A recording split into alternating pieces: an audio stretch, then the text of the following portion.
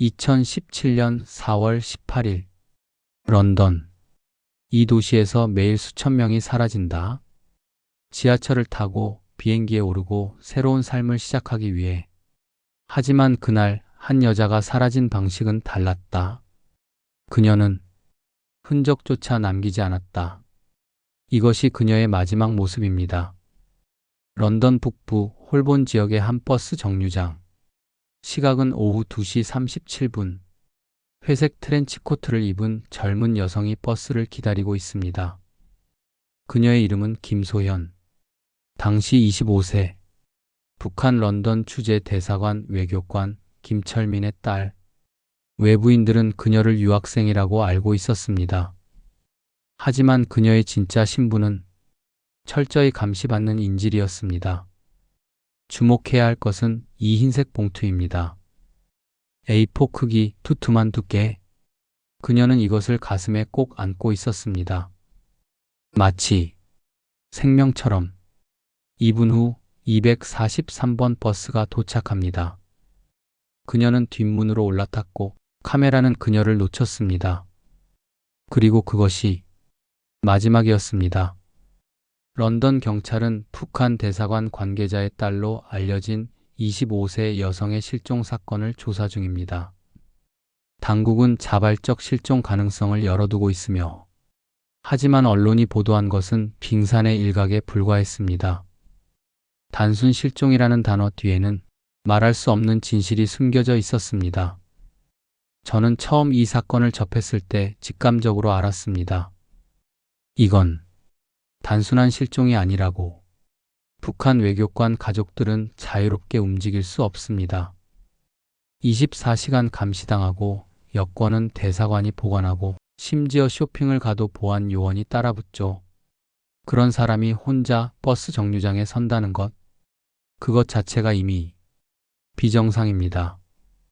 그녀는 도망치려 했던 걸까요? 아니면 누군가에 의해 사라지도록 만들어진 걸까요?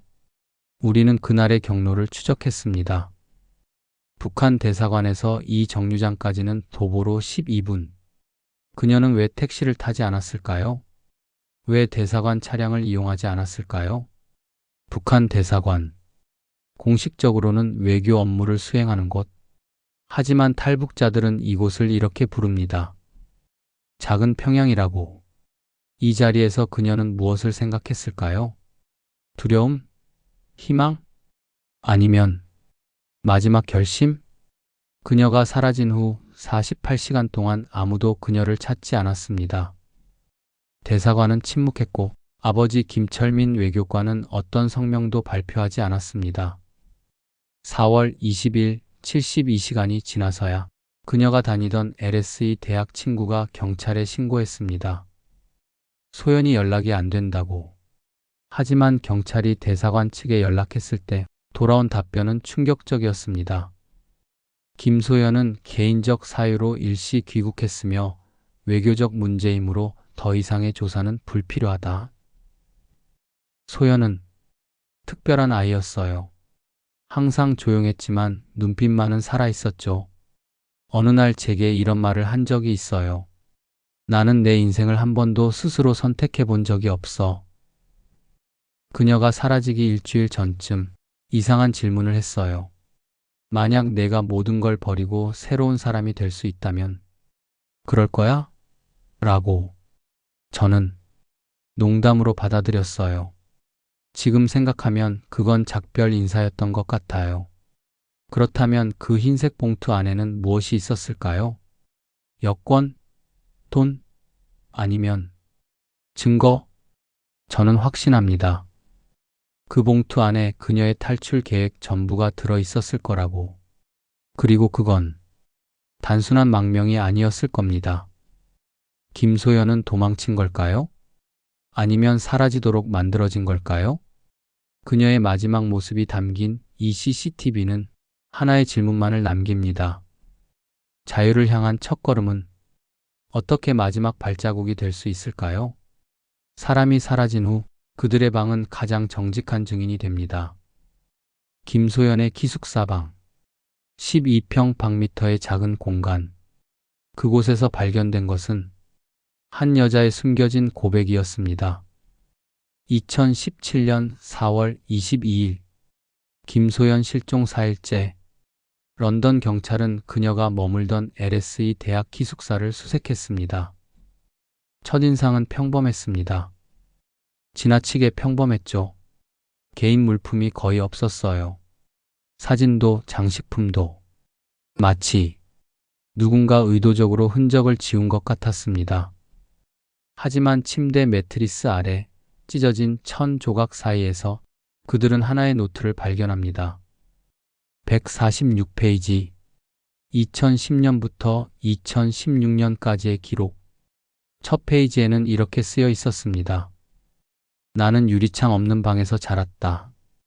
밖을 볼 수 있지만 절대 나갈 수 없는 곳. 여기서는 자유라는 단어조차 위험하다. 이 일기는 나의 유일한 진실이다. 김소연은 1992년 평양에서 태어났습니다. 아버지 김철민은 외무성 소속 엘리트 외교관, 어머니는 김일성 종합대학 출신 러시아어 교수. 표면적으로는 완벽한 가정이었습니다. 중앙당 간부 자제들이 사는 아파트, 특별 배급, 해외 제품, 위성 TV, 북한 주민 1%만이 누리는 특권의 세계. 1999년 5월 3일 오늘 학교에서 미국 제국주의 타도 그림을 그렸다. 선생님이 내 그림을 칭찬했다. 하지만 나는 미국이 뭔지도 모른다. 왜 우리는 보지도 못한 것을 증오해야 하는 걸까? 북한에는 제1중학교라는 특수학교가 있습니다. 외교관, 장성, 당 간부 자녀들만 입학할 수 있는 곳이죠. 표면적으로는 엘리트 교육기관, 하지만 실제로는 인질 수용소입니다. 김소연은 13살 때 이 학교에 입학했습니다. 그곳에서 그녀가 배운 것은 특권과 감시가 동전의 양면이라는 사실이었습니다. 2005년 9월 15일 오늘 새로운 친구가 왔다. 최은혜. 그녀의 아버지는 주중국 대사관 무관이라고 한다. 우리는 영어로 이야기했다. 선생님이 우리를 지켜보고 있었지만 외교관 자녀들, 해외 정보에 노출될 위험이 있는 아이들, 그래서 그들은 더욱 철저히 감시받아야 했습니다. 매주 월요일 아침 7시 충성 맹세라는 의식이 있었습니다. 2007년 3월 12일 오늘도 우리는 맹세했다. 위대한 수령님과 장군님께 목숨을 바치겠습니다. 나는 이 말을 200번도 넘게 했다. 하지만 한 번도 진심이었던 적이 없다. 이게 죄일까? 외교관 자녀들은 이중인격을 배웁니다. 겉으로는 완벽한 충성을, 속으로는 생존을 위한 침묵을. 그들은 자신의 진짜 생각을 말하지 못합니다. 부모가, 친구가, 심지어 일기장도 감시될 수 있으니까요. 2008년 16세의 김소연은 금지된 것을 발견합니다. 아버지의 서재에 숨겨진 책, 조지 오웰의 1984. 2008년 7월 21일 나는 오늘 무서운 걸 깨달았다.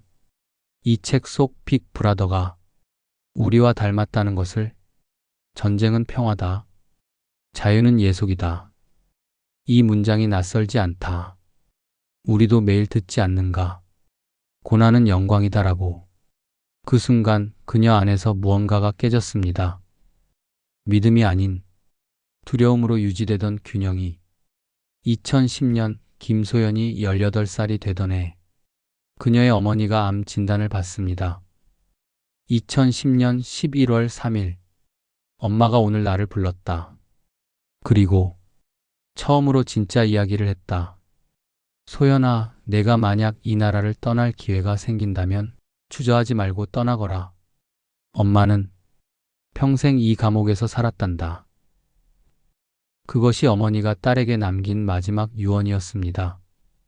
3개월 후 그녀는 세상을 떠났습니다. 외교관 자녀들에게는 특별한 의무가 있었습니다. 백두열통 김씨 왕조의 후계자들을 지킬 의무. 2011년 4월 15일 오늘 우리 반에서 5명이 선발됐다. 해외 파견 가족 후보로. 나도 그중 하나다. 아버지는 기뻐했다.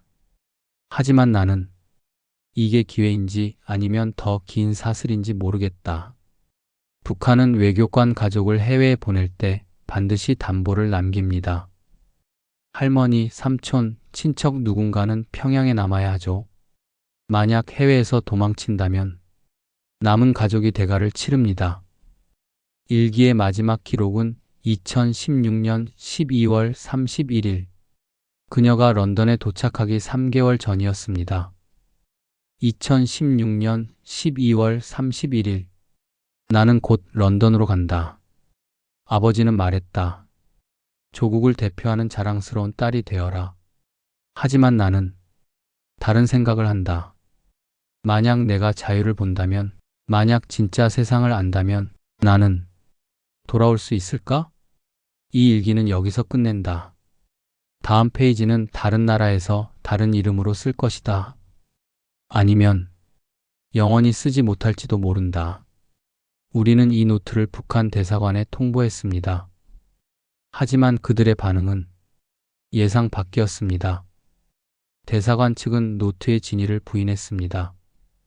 조작된 증거라고 주장하며 김소연은 이미 자발적으로 귀국했다는 입장을 반복했습니다. 하지만 필적 전문가 분석 결과 이건 진짜였습니다.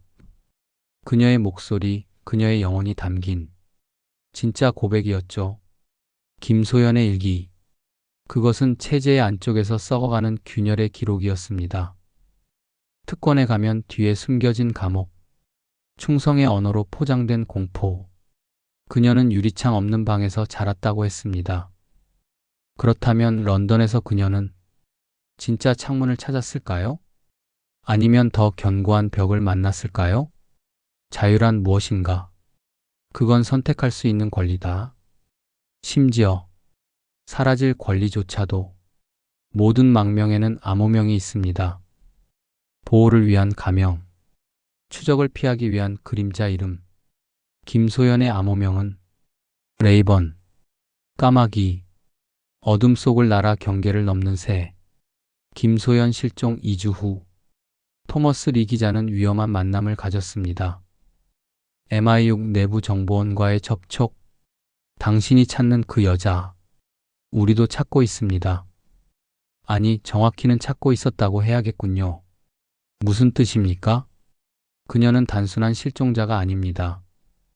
그녀에겐 작전명이 있었어요. 아퍼레이션 레이번. 토머스가 입수한 문서. MI6 북한 담당 부서의 내부 메모였습니다. 이 문서가 의미하는 건 명확합니다. 김소연은 망명을 계획했고 영국 정보기관은 그 사실을 알고 있었다는 겁니다. 그것도 사라지기 3개월 전부터. 2017년 1월부터 4월까지 김소연의 여권에는 3개의 입국 기록이 찍혀 있었습니다. 베를린, 코펜하겐, 그리고 런던. 첫 번째 접촉. 2017년 1월 14일 베를린. 그녀는 공식적으로 외교관 가족 동반 출장으로 이 도시를 방문했습니다. 하지만 체류 기간 중 6시간 동안 그녀는 아버지와 떨어져 단독으로 행동했습니다. 우리는 그때 그녀가 브리티시 엠버시 인근을 배회했다는 걸 확인했습니다. 그녀는 대사관에 들어가지 않았습니다. 대신 세블록 떨어진 카페에서 누군가를 만났습니다. 이 남성의 신원은 아직도 불분명합니다. 하지만 MI6 내부에서는 그를 핸들러 즉 망명 담당 요원으로 추정하고 있습니다. 두 번째 접촉. 2017년 2월 28일 코펜하겐. 이번에는 북유럽 외교관 자녀 문화 교류라는 명목이었습니다. 그녀는 행사 중 1시간 30분 동안 자취를 감췄습니다. 추적 결과 그녀는 왕립도서관 3층 희귀본 열람실에 있었습니다. 저는 그날 그 아시아 여성을 기억합니다. 매우 긴장한 모습이었죠. 그녀는 책을 읽지 않았어요. 그냥 창밖만 계속 바라보고 있었습니다. 하지만 그녀는 혼자가 아니었습니다. 15분 후 중년의 여성이 그녀 옆자리에 앉았습니다. 두 사람은 단 한마디도 나누지 않았습니다. 하지만 소연은 무언가를 받았어요. 작은 종이.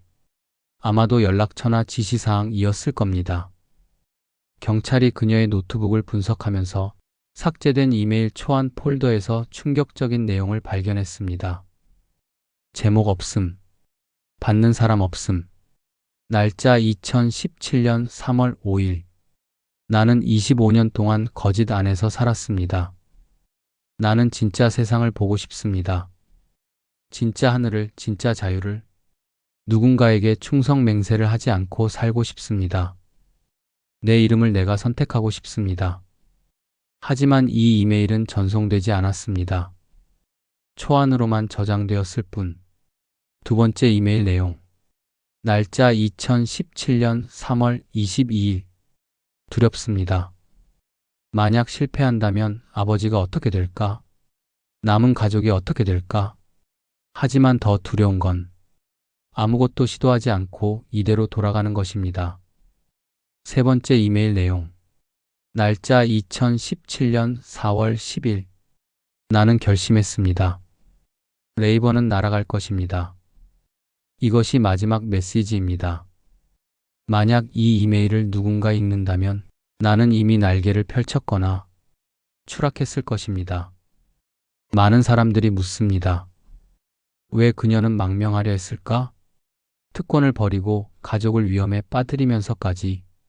하지만 그 질문 자체가 잘못됐습니다.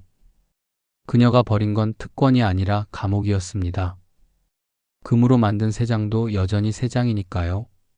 외교관 자녀들의 망명은 일반 탈북과 다릅니다. 그들은 체제의 안쪽을 알아요. 비자금 흐름, 불법 무역, 외교관 범죄. 그래서 더 위험한 겁니다. 그들은 단순히 도망치는 게 아니라 체제의 비밀을 들고 나오는 거니까요. 그리고 또 하나의 진실. 레이번 작전은 단순한 망명 지원이 아니었습니다. 우리는 그녀에게서 정보를 원했습니다. 북한 외교관 네트워크의 내부 정보. 특히 불법 자금 세탁 루트에 대한. 김소연은 아버지의 업무를 도우며 북한 외교관들의 비밀 금융 거래를 목격했습니다. 가짜 회사를 통한 송금, 외교 특권을 이용한 밀수, 대사관을 통과하는 수백만 달러의 검은 돈.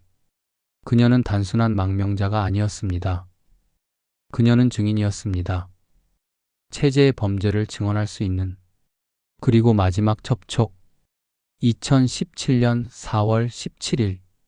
그녀가 사라지기 하루 전. 휴대폰 위치 기록에 따르면 그녀는 오후 3시부터 5시까지 하이드파크에 있었습니다. 그게 마지막 브리핑이었을 겁니다. 탈출 경로, 안전가옥 위치, 새 신분증. 모든 게 준비됐고 다음날 실행하기로 했죠. 그 흰 봉투. CCTV에 찍힌 그 봉투 안에는 새로운 삶으로 가는 열쇠가 들어 있었을 것입니다. 하지만 무언가 잘못됐습니다. 그녀는 약속된 장소에 나타나지 않았습니다. 우리는 24시간을 기다렸어요. 하지만 그녀는 오지 않았습니다. 망명을 하루 앞두고 그녀는 사라졌습니다. 그렇다면 질문은 하나입니다. 누가 레이번 작전을 알고 있었을까? 그리고 누가 그녀를 막았을까? 가능성은 세 가지. 첫째, 북한 정보기관이 그녀를 감시하고 있었다. 둘째, MI6 내부에 정보 유출이 있었다. 셋째, 그녀 스스로 마음을 바꿨다. 하지만 저는 확신합니다. 그녀는 가려고 했어요. 그 눈빛이 결심한 사람의 눈빛이었으니까요. 런던에서 사라진 지 3개월 후 2017년 7월 1200km 떨어진 이탈리아 밀라노에서 한 여자가 목격됩니다. 그녀는 김소연을 닮아 있었습니다. 밀라노 중앙역 근처의 한 배낭여행자 숙소. 프런트 데스크 직원 마르코 로시가 이상한 여성 투숙객에 대해 경찰에 신고했습니다. 그녀는 7월 12일 저녁 9시쯤 왔어요. 현금으로 결제했고 여권도 보여줬죠. 이름은 린킴, 캐나다 여권이었습니다. 하지만 뭔가 이상했어요. 그녀는 계속 뒤를 돌아봤고 창문 쪽 침대를 달라고 고집했습니다. 마치 누군가 따라오는 것처럼. 토머스 기자가 입수한 CCTV 영상. 그 여성의 얼굴이 선명하게 찍혀 있습니다. 얼굴 인식 소프트웨어로 분석한 결과 이 여성과 김소연의 일치율은 87%. 머리 길이는 짧아졌고 머리색은 밝게 염색했지만 눈매, 코, 입술의 형태는 거의 동일했습니다. 그녀는 작은 백팩 하나만 들고 있었습니다. 여권과 현금 외에는 아무것도 없는 듯 보였죠.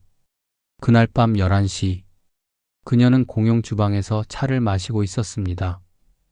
독일인 배낭여행자 카타리나 슈미트가 그녀에게 말을 걸었습니다. 저는 그냥 친절하게 인사했어요. 어디서 왔어요? 라고. 그녀는 한참을 망설이다가 대답했습니다. 멀리서요. 아주 멀리. 라고. 우리는 15분 정도 이야기했어요. 그녀는 영어를 잘했지만 억양이 독특했습니다. 캐나다 사람 같지 않았어요. 혹시 누군가 나를 찾고 있다는 얘기 들으셨어요? 무슨 말이에요? 아니에요. 그냥 조심해야 해서요. 다음날 오전 8시, 숙소 프런트에 2명의 남성이 나타났습니다. 그들은 영어로 물었어요. 린킴이라는 여자가 여기 묵고 있나요? 라고. 저는 개인정보라서 알려줄 수 없다고 했죠. 그러자 그들은 웃지 않고 이렇게 말했습니다. 그녀는 우리 가족입니다. 걱정돼서 찾고 있어요. 하지만 그들의 눈은 전혀 걱정하는 것 같지 않았어요. 저는 이 CCTV를 유럽 각국 정보기관에 보냈습니다. 독일 BND에서 답이 왔죠. 이 두 남성은 북한 대사관 소속으로 추정되며 보위부 해외 공작원일 가능성이 높다고. 그 순간 2층 복도에서 카타리나가 그녀의 방문을 노크했습니다. 저는 아침같이 먹자고 하려고 했어요.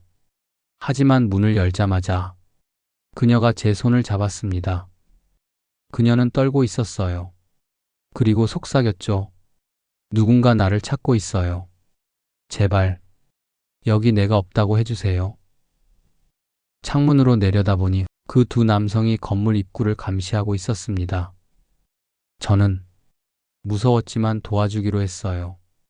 그녀의 눈빛이 진짜였으니까요. 카타리나는 그녀를 주방 비상구로 안내했습니다. 뒷골목으로 연결된 작은 문.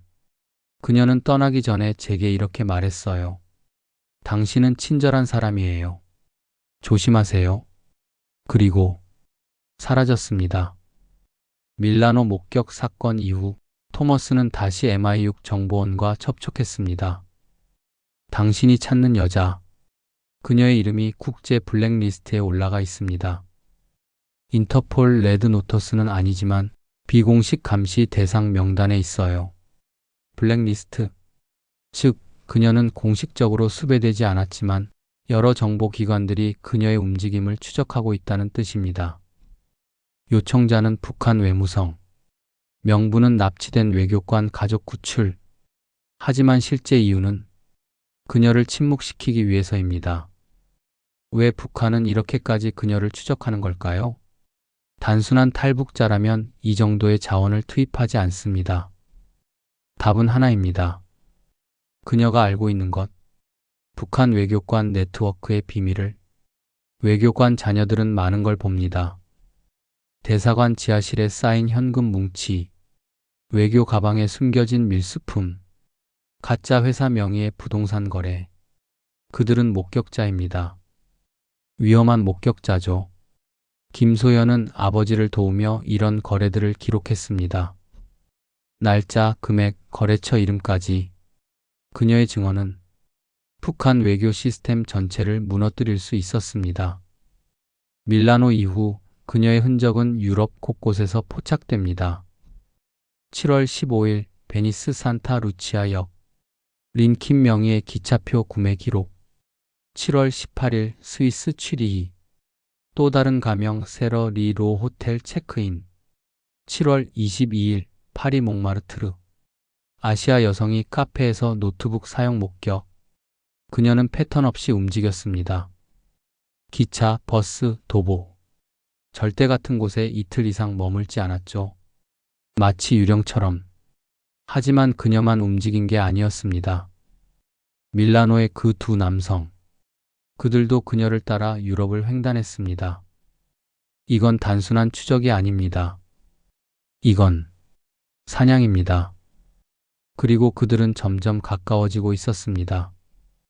7월 24일 파리의 한 공중전화에서 짧은 국제 전화가 걸렸습니다. 상대는 토머스 리의 사무실이었습니다. 저는 그 통화를 직접 받았습니다. 여성의 목소리였죠. 떨리고 있었어요. 토머스 리 기자님, 맞으시죠? 네, 누구세요? 저는 당신이 찾던 사람일 수도 있어요. 하지만 시간이 없어요. 들어주세요. 만약 제가 사라진다면 그건 제 선택이 아니에요. 저는 진실을 말하고 싶었어요. 하지만 그들이 너무 가까이 왔어요. 어디 계세요? 제가 도와드릴게요. 아니요. 아무도 저를 도울 수 없어요. 다만, 기억해 주세요. 레이번은 날고 싶었다고. 자유롭고 싶었다고. 모든 비밀은 문서로 남습니다. 삭제된 이메일, 파쇄된 보고서, 암호화된 전문. 하지만 완벽하게 지워진 비밀은 없습니다. 그리고 2017년 8월 한 문서가 유출되었습니다. 그것은 한 아버지의 배신을 증명하는 증거였습니다.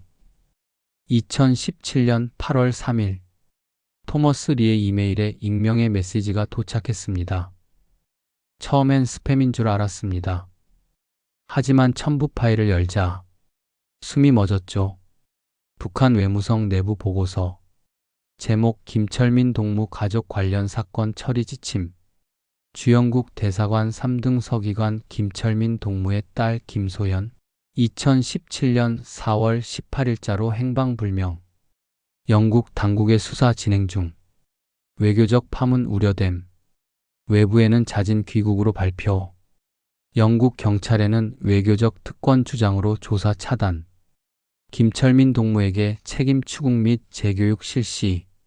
하지만 진짜 충격은 3페이지부터였습니다. 김철민 동무와의 면담 결과 본인은 딸의 망명 시도를 사전에 인지하지 못했다고 주장. 하지만 가족 관리 소홀에 대한 책임은 인정. 평양 소환 및 처벌 대상. 단, 김철민 동무는 다음 조건을 제시. 딸의 안전 귀환을 보장한다면 모든 책임을 지고 당에 대한 충성을 재확인하겠다. 검토 결과 제한 수용 가능. 김철민 동무의 외교 경력과 인맥은 당에 유용함. 거래. 아버지는 딸의 안전을 조건으로 자신의 영혼을 팔았습니다. 김소연이 사라진 지 일주일 후 대사관 지하 회의실에서 비밀 회의가 열렸습니다. 김철민 동무.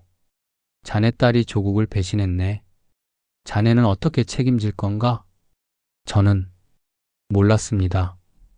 소연이가 그런 생각을 하는지 모르는 것도 죄일세. 자네 가족은 평양으로 소환될 것이고 자네는 정치범 수용소로 갈 가능성이 높네. 제발 방법이 없습니까? 하나 있지. 딸을 찾아내는 거야. 살아서든 죽어서든 자네가 딸을 찾아 귀국시킨다면 우리는 자네의 충성을 재확인하겠네. 하지만 실패하면 자네 가족 모두 끝일세. 저는 어떻게 해야 합니까? 자네 딸이 어디 있는지 알아내게. 그리고 우리 요원들과 협조하게. 그녀를 설득하든 아니면. 그 순간 김철민은 선택했습니다. 딸의 자유가 아닌 자신의 생존을. 작전명 방황하는 새. 목표 김소연 확보 및 귀환. 투입 인력 보이부 해외 공작원 3명. 김철민 동무 협조. 진행 상황 유럽 내 추적 중. 이제 밀라노에서 목격된 그 두 남성의 정체가 명확해졌습니다. 그들은 보이부 요원이었고 김철민은 그들에게 딸에 대한 정보를 제공하고 있었던 겁니다.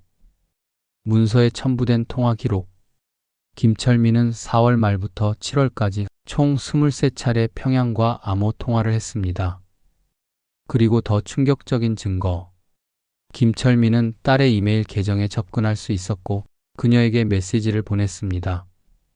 첫 번째 이메일 내용. 소연아, 아빠다. 내가 어디 있는지 알아. 제발 집에 돌아오렴. 아무 일도 없을 거야. 아빠가 약속한다. 우리는 여전히 가족이란다. 두 번째 이메일 내용. 소연아, 너 때문에 할머니가 아프시다. 내 동생도 학교에서 조사받고 있어. 너 혼자만의 문제가 아니란다. 가족을 생각해라. 세 번째 이메일 내용. 김소현. 마지막으로 말한다. 자진해서 돌아오지 않으면 우리가 직접 데리러 갈 것이다. 그때는 선택권이 없을 것이다. 저도 비슷한 경험이 있습니다. 제가 망명을 고민할 때 평양에서 제 아버지를 통해 압박이 들어왔죠. 내가 도망가면 가족이 대가를 치른다. 이게 북한의 시스템입니다.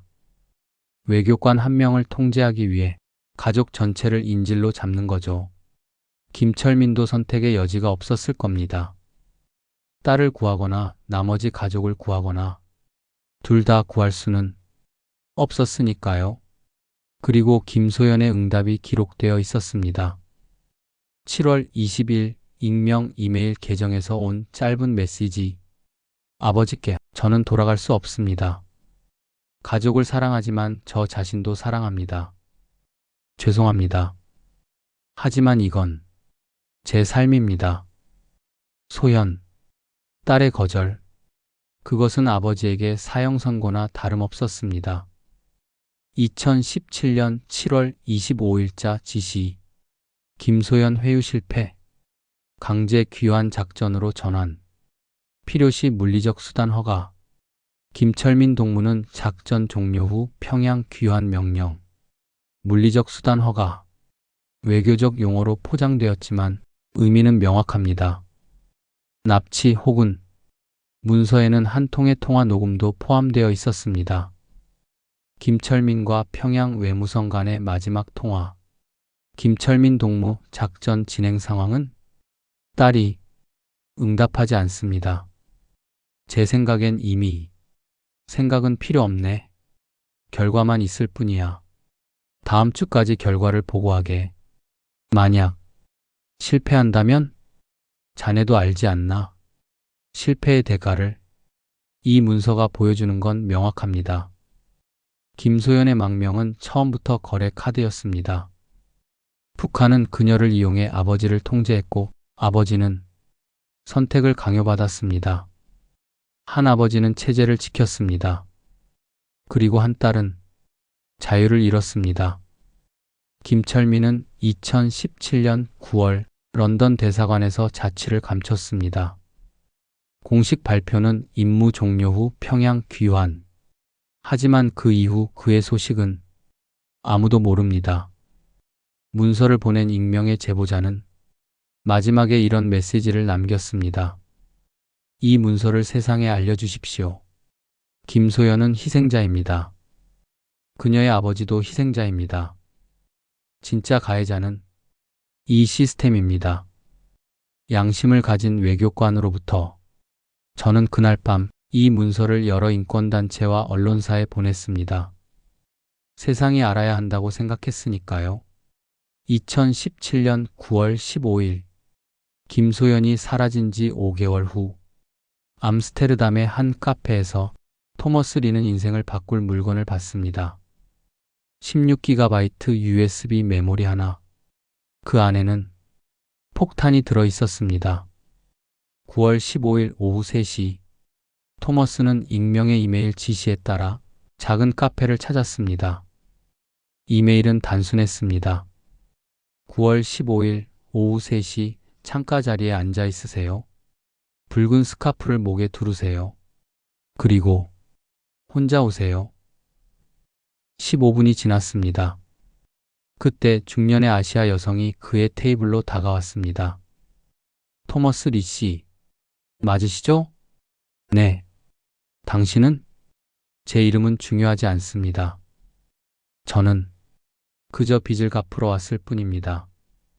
이걸 받으세요. 그리고 세상에 알려주세요. 이게 뭡니까? 김소연이 남긴 것입니다. 그녀의 유언이자 고발장입니다. 그녀가 직접 당신에게? 저는 런던 대사관에서 일했습니다. 소연이는 제게 이걸 맡기며 말했어요. 만약 내가 돌아오지 못하면 토머스 리 기자에게 전해달라고. 저는 이제 가야 합니다. 그들이 저를 찾기 전에. 부디 소연이의 용기를 헛되게 하지 마세요. 토머스는 즉시 호텔로 돌아가 암호화된 노트북에 USB를 연결했습니다. USB 안에는 47개의 파일이 있었습니다. 오디오 파일 3개, PDF 문서 28개, 엑셀 스프레드시트 16개, 그리고 첫 번째 파일, 토마스에게 mp3. 토머스는 떨리는 손으로 재생 버튼을 눌렀습니다. 토머스 리 기자님, 제 이름은 김소연입니다. 만약 당신이 이 메시지를 듣고 있다면 저는 아마 이미 사라졌을 것입니다. 저는 이 메시지를 2017년 4월 15일에 녹음하고 있습니다. 제 탈출 3일 전입니다. 만약 제가 사라진다면 그건 제 선택이 아닙니다. 누군가 저를 막았다는 뜻입니다. 저는 지난 2년 동안 제가 본 것들을 기록했습니다. 북한 외교관들의 범죄를, 불법 자금 흐름을, 세상이 알아야 할 진실을. 이 USB에 모든 증거가 있습니다. 제발 세상에 알려주세요. 이게 제가 사라지는 이유입니다. 두 번째 파일부터는 소연이 수집한 증거들이었습니다. 첫 번째 스프레드시트, 런던 대사관의 비공식 금융 거래 내역이었습니다. 2015년부터 2017년까지 3년간 런던 북한 대사관을 통과한 자금, 총액 2억 3천만 달러. 하지만 이 돈은 어디에도 공식 보고되지 않았습니다. 돈의 흐름은 복잡했습니다. 북한, 중국 유령회사, 홍콩 은행, 영국 페이퍼 컴퍼니, 런던 대사관. 최소 5단계를 거쳐 세탁된 돈이었죠. 소연은 단순히 숫자만 기록한 게 아니었습니다. 그녀는 증거를 수집했습니다. 은행 계좌 명세서, 송금 영수증, 가짜 회사 등록 문서, 심지어 현금을 운반하는 사진까지. 이 사진은 2016년 11월 런던 대사관 지하 금고에서 촬영된 것입니다. 파운드, 달러, 유로가 섞여 있었고 추정 금액은 약 500만 달러. 2016년 3월 17일. 오늘 아버지를 도와 히드로 공항에 갔습니다. 외교 가방 픽업이라고 했지만 그 가방 안에는 서류가 아니었습니다. 외교 특권으로 검색을 피한 그 가방들. 나중에 대사관에서 열었을 때 안에는 고가 전자제품과 명품 시계가 가득했습니다. 북한 고위층에게 보낼 밀수품이었죠. 외교 가방은 국제법상 검색이 면제됩니다. 북한은 이 특권을 이용해 수십 년간 밀수와 자금 세탁을 해왔습니다. 소연이 기록한 또 다른 증거. 북한의 글로벌 비자금 네트워크. 런던은 시작점에 불과했습니다. 여기서 세탁된 돈은 다시 베를린, 파리, 제네바로 흘러갔고 최종적으로는 평양으로 돌아갔습니다. 소연은 전 세계 12개 북한 대사관이 비자금 네트워크를 추적했습니다. 그녀가 접근할 수 있었던 건 아버지의 이메일이었습니다. 김철민 외교관은 이 네트워크의 중간 관리자였습니다. 그는 알지 못했지만 딸이 그의 이메일을 보고 있었던 거죠. 많은 사람들이 제게 물을 겁니다. 왜 위험을 무릅쓰고 이런 걸 기록했냐고. 답은 간단합니다. 저는 공범이 되고 싶지 않았습니다. 저는 특권층으로 자랐습니다. 좋은 음식을 먹고 해외를 여행하고 명품을 입었습니다. 하지만 그 돈이 어디서 왔는지 알게 됐습니다. 굶주린 북한 주민들의 몫을 훔친 돈이었습니다. 저의 망명은 단순한 탈출이 아닙니다. 이건 고발입니다. 체제의 범죄에 대한 USB의 마지막 파일. 2017년 4월 17일. 그녀가 사라지기 하루 전 녹음. 토머스 기자님, 내일이면 저는 자유롭거나 죽어 있을 겁니다. 저는 두렵지만 후회하지 않습니다.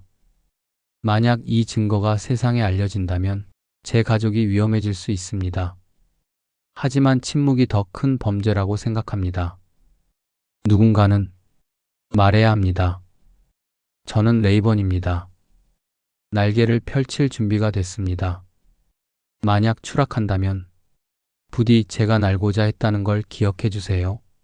그날 밤 저는 잠을 잘 수 없었습니다. 제 손 안에 있는 이 작은 USB가 너무 무거웠으니까요. 이건 단순한 정보가 아니었습니다.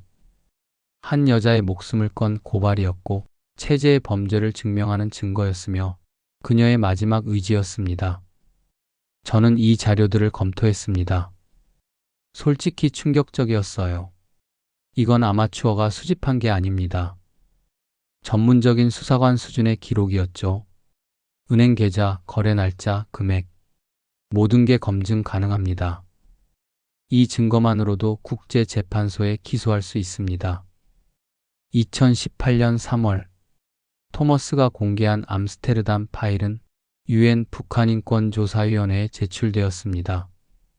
김소연이 수집한 증거는 북한의 체계적인 자금 세탁과 외교 특권 악용을 증명하는 결정적 자료입니다.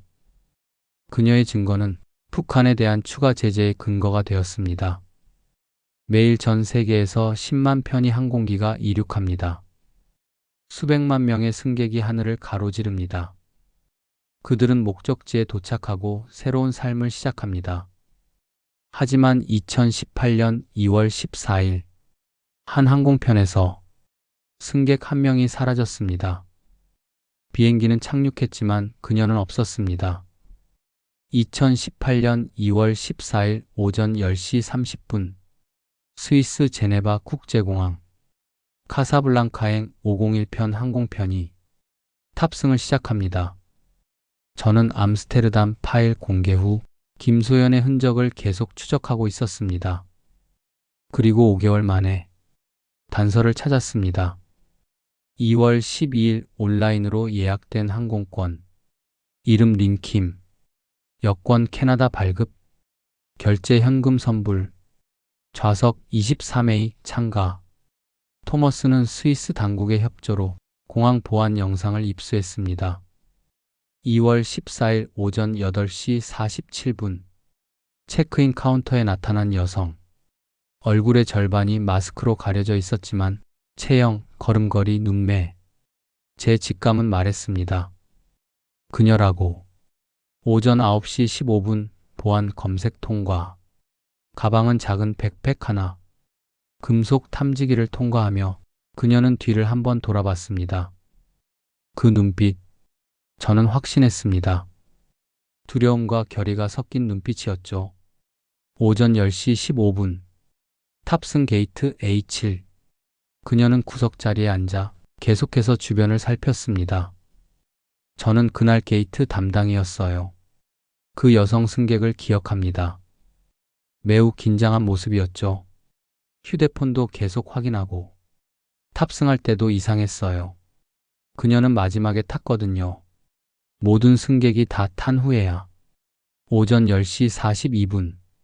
린킴 탑승 확인. 좌석 23A로 이동. 23A 승객. 네, 기억나요. 아시아 여성이었고 말수가 적었어요. 음료 서비스 때 물만 달라고 했죠. 좌석 23A. 창가 좌석.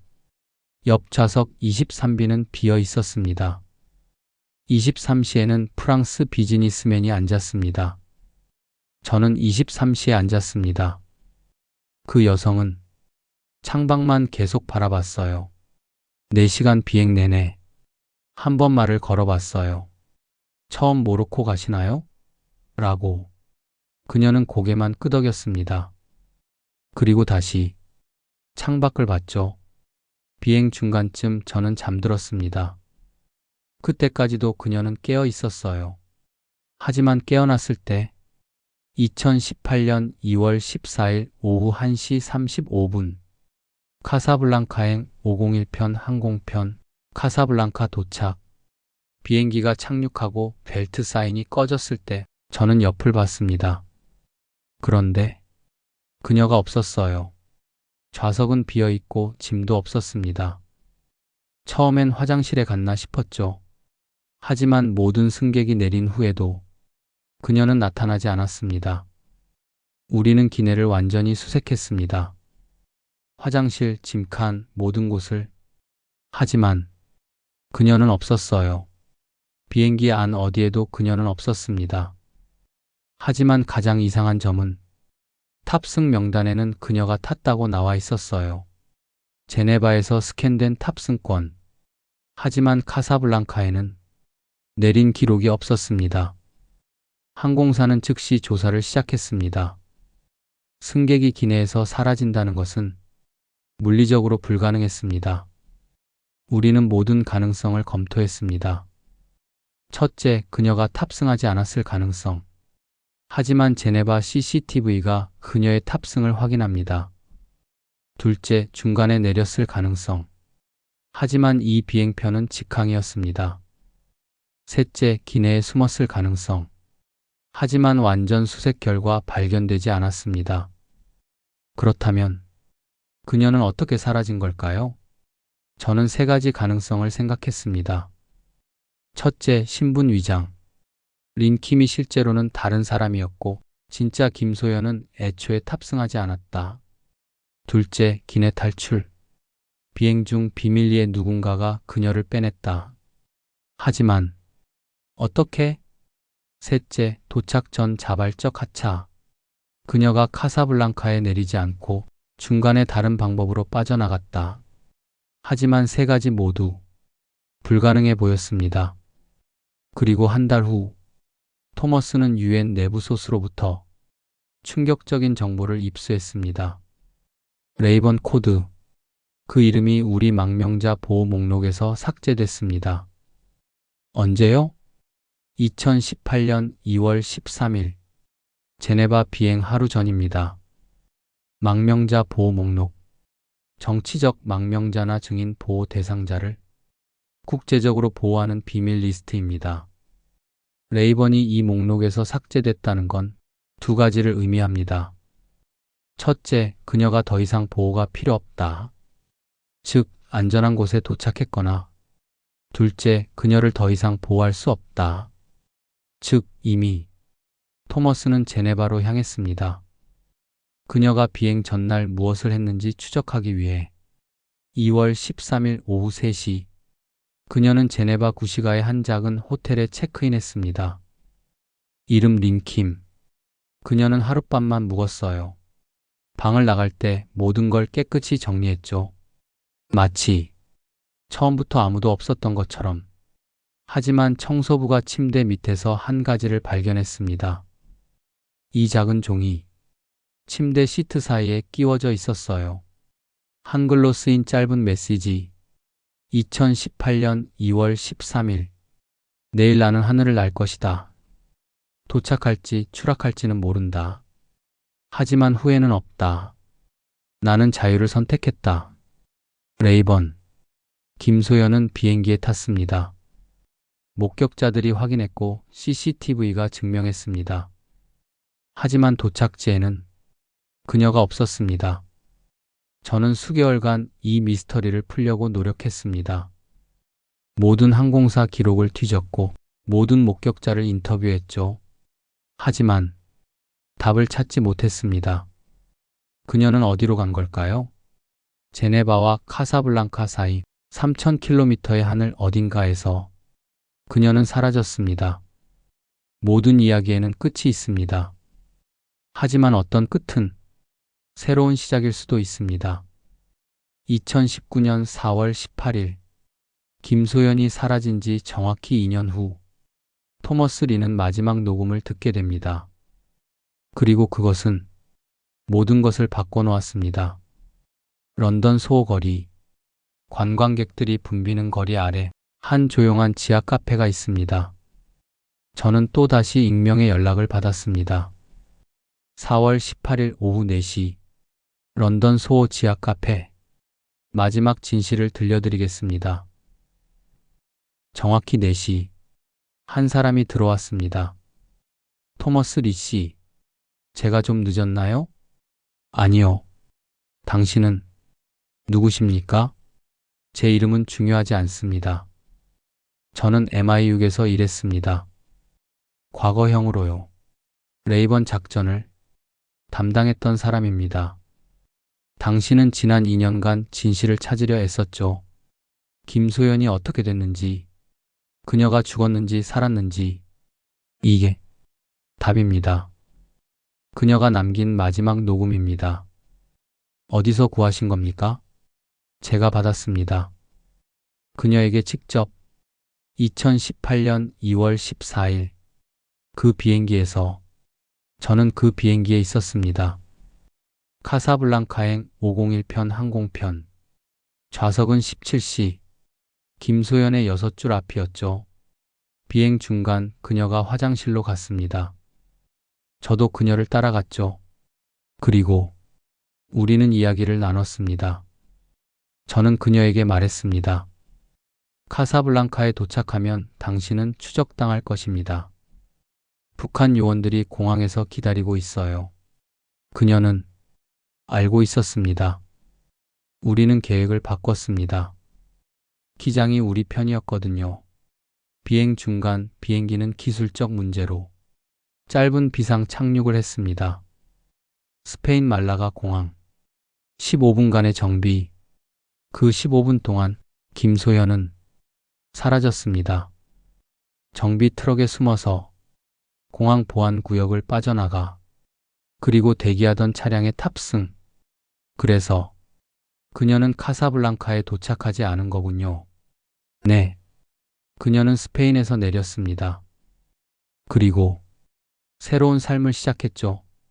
비행기에서 내리기 전 그녀는 저에게 이걸 주었습니다. 그리고 말했죠. 2년 후 토머스 리 기자에게 전해주세요. 라고. 잠시의 정적. 그리고 그녀의 목소리가 흘러나왔습니다. 토머스 리 기자님, 만약 이 녹음을 듣고 계신다면 저는 지금 자유롭습니다. 저는 2년 동안 많은 거짓말을 했습니다. 가짜 이름을 쓰고 가면을 쓰고 숨어 살았습니다. 하지만 이제 더 이상 숨지 않아도 됩니다. 제가 왜 이 모든 걸 했는지 궁금하실 거예요. 왜 위험을 무릅쓰고 가족을 버리고 증거를 모았는지 답은 간단합니다. 저는 공범이 되고 싶지 않았습니다.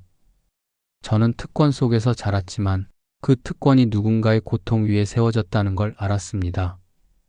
침묵하는 것도 범죄라는 걸 깨달았죠. 토머스 기자님, 당신은 저를 한 번도 본 적 없지만 제 이야기를 세상에 알려주셨습니다. 감사합니다. 그리고 만약 제 가족이 이 이야기를 듣는다면 아버지 죄송합니다. 하지만 이해해 주세요. 저는 당신의 딸이기 전에 제 자신의 삶을 사는 사람이고 싶었습니다. 사랑합니다. 그리고 용서해 주세요. 사람들은 제게 물을 겁니다. 자유가 뭐냐고. 자유는 선택할 수 있는 권리입니다. 내 이름을 선택하고, 내 길을 선택하고, 내 진실을 선택하는 것. 레이번, 까마귀, 어둠 속을 나는 새. 저는 이제 정말로 날고 있습니다. 누구의 허락도 없이, 누구의 감시도 없이. 만약 누군가 이 이야기를 듣고 있다면 기억해 주세요. 저는 지금 자유롭습니다. 그리고 그것만으로 충분합니다. 안녕히 계세요. 그녀는 지금 어디 있습니까? 그건 제가 말할 수 없습니다. 그녀의 안전을 위해서. 하지만 한 가지는 말할 수 있어요. 그녀는 살아 있습니다. 그리고 행복합니다. 당신의 기사 덕분에 세상은 진실을 알게 됐습니다. 그게 그녀가 원했던 거예요. 이제 그녀를 쉬게 해주세요. 그로부터 3개월 후, 스위스 알프스의 작은 마을 그린델발트. 한 카페 주인이 이상한 이야기를 했습니다. 올해 봄부터 이상한 손님이 오기 시작했어요. 아시아 여성. 30대 초반쯤 되어 보였죠. 그녀는 매주 화요일마다 옵니다. 항상 같은 자리. 창가. 커피 한 잔 시키고 이 시간 동안 책을 읽어요. 말은 거의 안 하지만 눈빛이 평온해 보였어요. 한 번은 제가 물었어요. 여기 관광객이세요? 라고. 그녀는 미소 지으며 말했죠. 아니요, 저는 여기 사는 사람이에요. 저는 지난주에 그녀를 봤어요.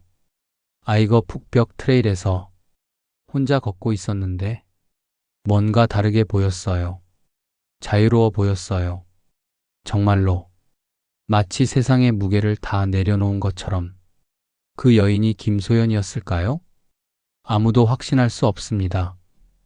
하지만 토머스는 믿고 싶었습니다. 2019년 11월 토머스 리는 마지막 기사를 썼습니다. 저는 더 이상 김소연을 찾지 않기로 했습니다. 그녀의 바람대로 그녀를 자유롭게 놔두기로. 2021년 봄, 한 우편 배달부가 토머스의 사무실에 소포를 배달했습니다. 발신자 없음, 주소 없음, 단지 폴 토마스 리라고만 쓰여 있었습니다. 안에는 작은 액자 하나, 그리고 사진 한 장. 사진 뒷면에는 한 줄만 쓰여 있었습니다.